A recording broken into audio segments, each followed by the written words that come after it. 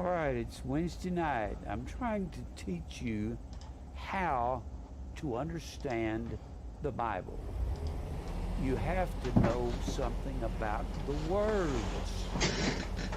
Along the way, we're going to take time to look at just the words of Scripture. We'll look at some of that tonight.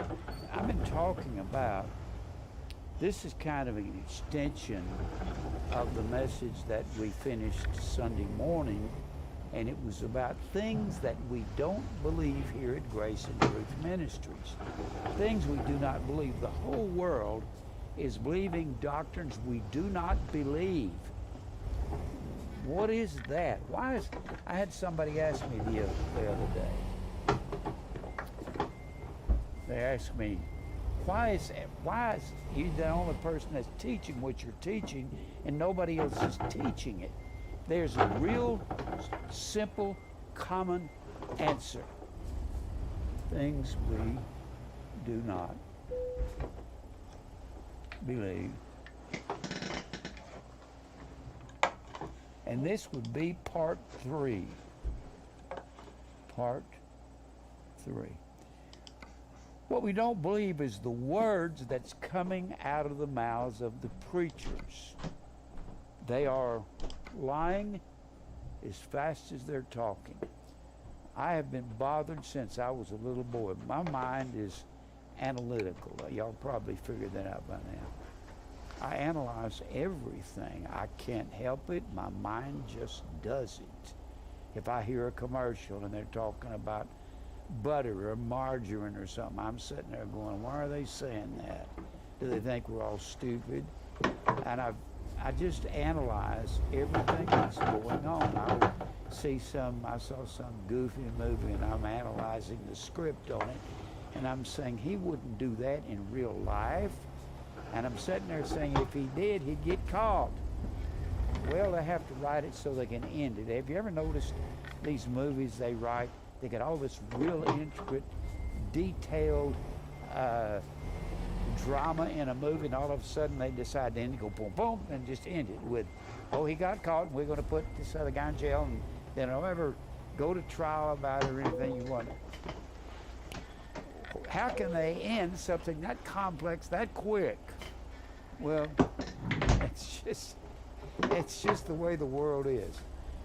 The words of these false teachers, that's what the problem is. The words. It's called, the reason people don't know what's going on with the Bible is because of one word. A-P-O-S-T-A-S-Y.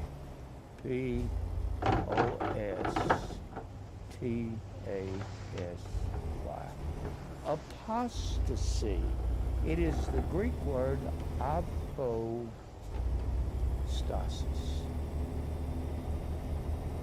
That word apostasis comes from 2 words, apo, meaning a removal, of stasis. This little prefix apo is on many, many words in the Scripture. It's a simple word. It means away or off with. Sometimes it has a little different application. It means a total away, like a total off with. And the word apostasis, it comes from apo and stasis. Now in Scripture you've got what you call morphemes.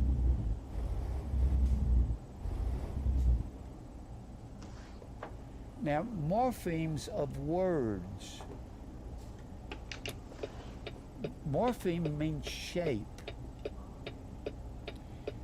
That always takes me back. When I think of that word, I think of when I was in Beaumont High School in the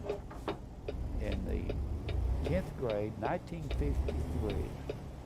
I went into Beaumont High. I went to a biology class, and Mr. Silverberg was our teacher. Now, never forget that he taught us something called metamorphosis. And he's the guy I learned what morphe means. I learned it from him. It means shape. He was talking about a grasshopper going through a larva stage, then coming out and going through another stage where it begins to develop its hoppers and little antenna coming up.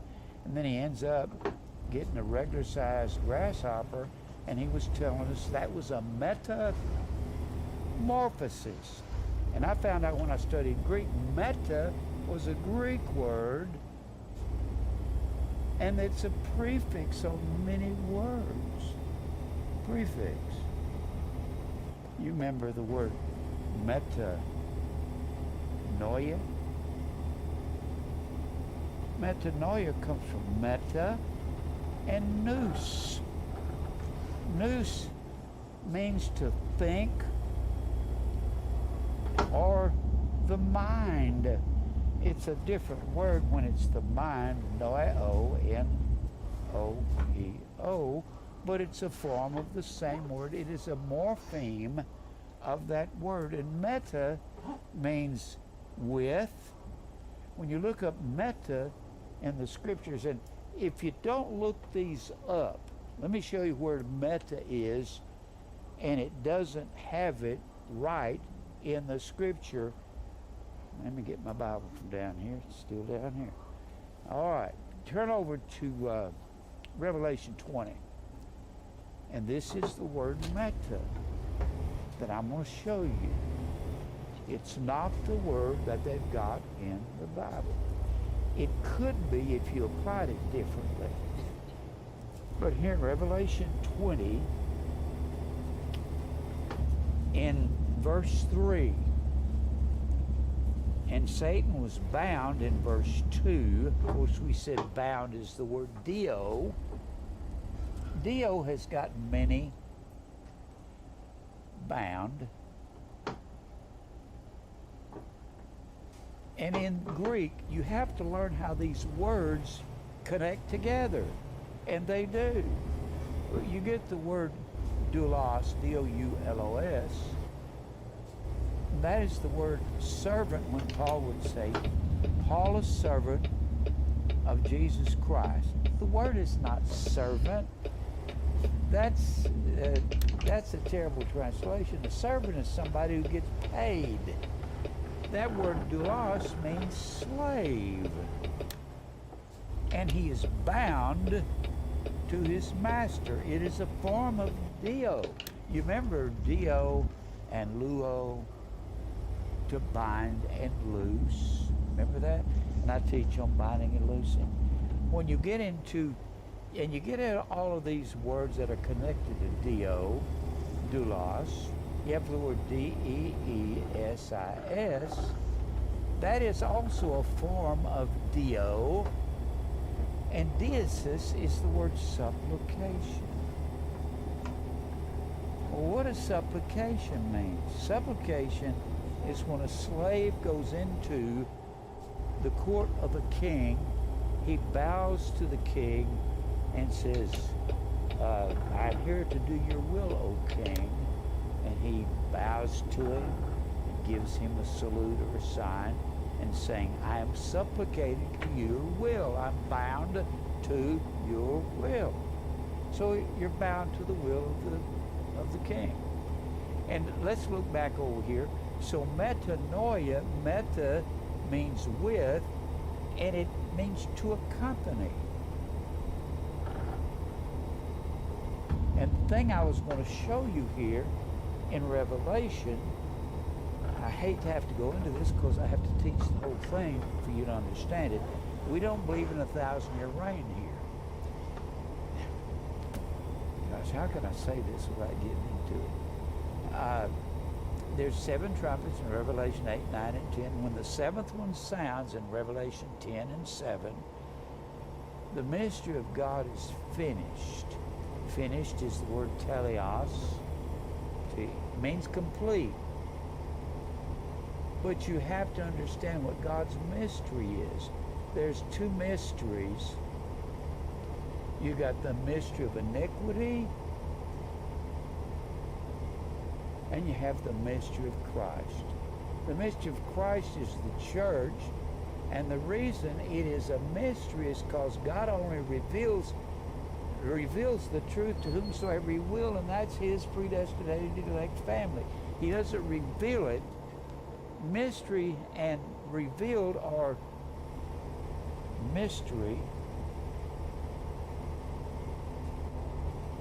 Mystery and revealed are two opposites. When you find mystery, you find the mystery, which is the church, over in Ephesians, the 3rd chapter, and in Ephesians, the 5th chapter. Paul said, I speak to you a mystery concerning the church, and that is that God reveals himself. Reveal. Mystery is the word mysterion, M-U-S-T-E-R-I-O-N. Mysterion, and reveal is the word apo, K-A-L-U-P-T-O. There's that word apo again. We keep talking about apo, a removal of stasis. That's apostasy. Apocalypto is a removal of cover. God only removes the cover from the eyes of those that he has chosen. There in Luke, the 10th chapter, he reveals himself to whomsoever he wills to reveal himself. And mysterion, the word mystery, comes from muo, meaning to shut the mouth. That means the unrevealed things. So these are two opposites. And a synonym. A synonym means a word that is synonymous. A word that's synonymous to apocalypto, of course, the word apocalypse, which is the word revelation, which is formed of the same two words. A-P-O-K-A-L-Y-P-S-E. Apocalypse. And that is the word revelation. So revelation means to off-whip the cover. Revelation is not a mysterious book. You got to know what the words mean. Words is everything. So, what is it here that is translated somewhat wrong? All right. So Satan is bound or forbidden for the 2,000 years that we're in. That word 1,000 is actually kilia, and it means 2,000 or more. And it tells you why. And in order to give you the reason, this word, I got to tell you a little bit about the 2,000 years. And it will tell you what the 2,000 years is for in verse 3. And cast him into the bottomless pit. Gosh, I hate to have to go through all that. Bottomless pit is the word abusos, A-B-U-S-S-O-S. It is a form of bathizo. Bathizo means something with great intellectual knowledge. When you place the alpha privative, you've got many words all through the New Testament with the alpha privative in front of them. You place the alpha privative in front of bathizo, it negates the word, gives an opposite meaning to what it actually means, gives a negative meaning. It tells you exactly opposite. If they did this in our language, it makes it easier to understand the Greek language. Every time you see an alpha, if it says alpha as a neg part, actually it will say from one.